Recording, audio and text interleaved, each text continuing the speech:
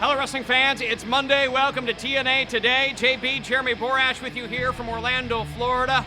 And who else are we going to have on this edition of TNA Today?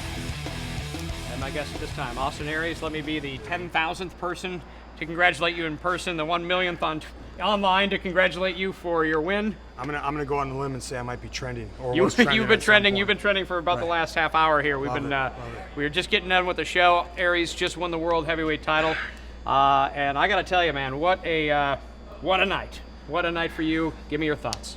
It's been a roller coaster, man. I mean, you take the last 18 months of my life, and I've had lows, I've climbed, and now I'm here at the high. You know, I walked in this company 12 months ago, exactly.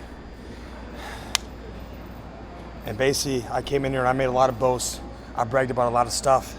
But tonight I proved that if I say it, it turns to gold. Everything that I've said since I've stepped in here, I've done, and I'll continue to do that to the best of my ability. And I'll be honest, I don't know that it's completely sunk in yet. As a competitor, you have a goal in front of you, you go out, you accomplish it. And I think that as the night wears on, tomorrow comes, I think this is all going to come into perspective, and it's going to be a little surreal, to be honest. And certainly, let me ask you this: when that moment happened, when the referee's hand hit the mat for the 3 count, give me your immediate what goes through your mind at that instant, at that moment, when you realize it's actually happened. Holy. Yeah. I did it. I mean, listen. I call myself the greatest man that ever lived, and I always say part of that is, no matter how convinced you are of something, you can never, ever, ever be 100% sure in anything in life. You can be 99.9% sure, but only a fool says things are certain, because anything can happen. And I've watched Bobby Roode for 7 months pull rabbits out of the hat and always find a way to keep the belt around his waist. So while I had all the confidence in the world I'd get the job done, until that hand hit the mat for the 3 count, it wasn't a reality. But once it was a reality, the flood of emotions from the very first day of wrestling camp in a small little garage, up in Minnesota, to having to wrestle, for my first major championship right after my grandmother passed away, to my time here before, which was a little rocky, my departure here, the things I've done since, coming back here with no promises, no guarantees, just an opportunity, and to take that opportunity and make the absolute most of it. It's been a crazy ride for the last 12 years. This is obviously what we all shoot to obtain. And now that I have it, now that I've got this here, boys, men, it's going to be like hell getting it away from me, let me tell you that.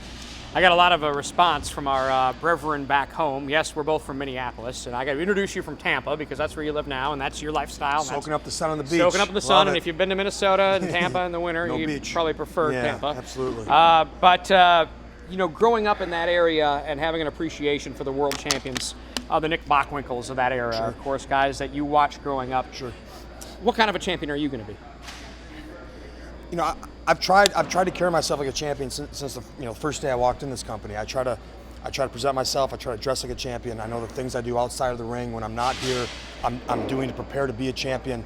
I'm just a guy who has the utmost respect for the wrestling business, for everyone that's come before me that's allowed me to do the things that I do today. So I'm going to carry this with prestige and respect, and I'm going to, every time I step in that ring, people know that I'm going to leave it all on the line. I'm going to leave everything I have in that ring.